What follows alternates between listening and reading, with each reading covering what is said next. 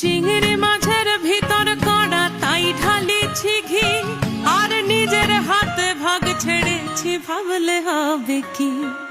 চিংড়ি মাছের ভিতর কড়া তাই ঢালিছি ঘি, আর নিজের হাতে ভাগ ছেড়েছি ভাবলে হবে কি।